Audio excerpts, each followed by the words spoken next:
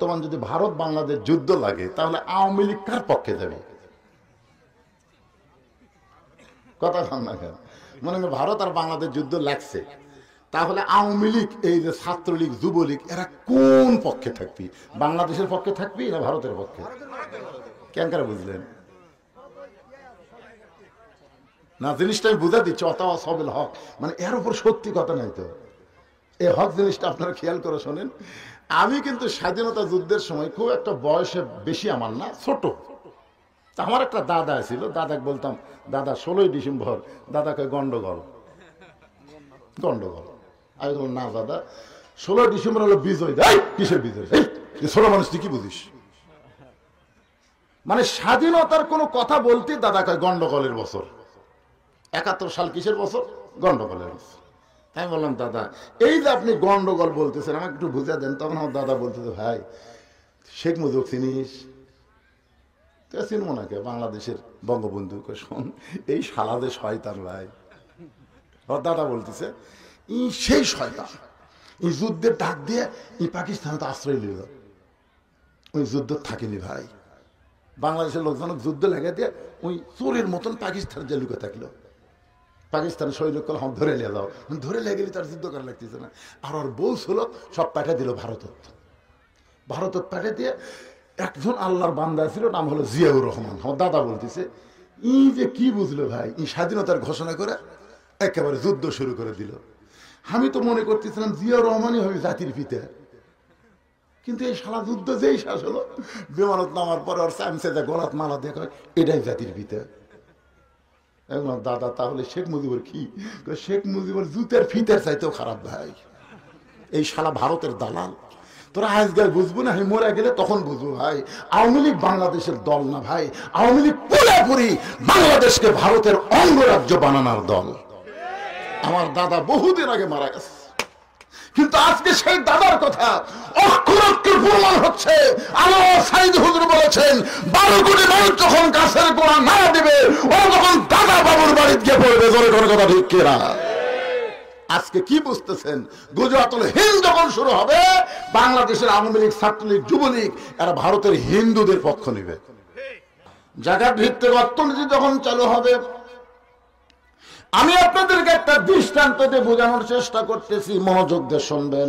নবীর কাছে একজন সাহাবী এসে বলতেছি, ইয়া রাসূলুল্লাহ, বড় ক্ষুধা নিয়ে আপনার সামনে দাঁড়াইছি হুজুর, মেহেরবানি করে একটু আমাকে সাহায্য করেন।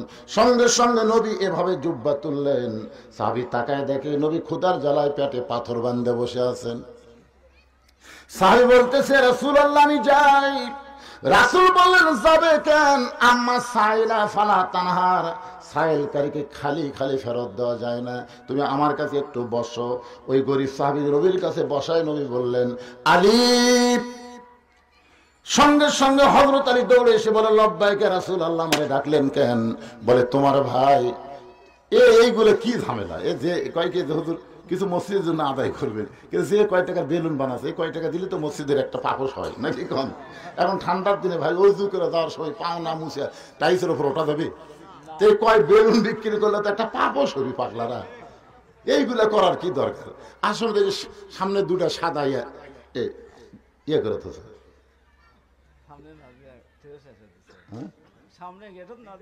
আচ্ছা, যাই হোক, এটা একটা ফটস করে মারলো, ছোট ছোট ভয় দৌড়ি, যে ভয় খেলো নাকি রে?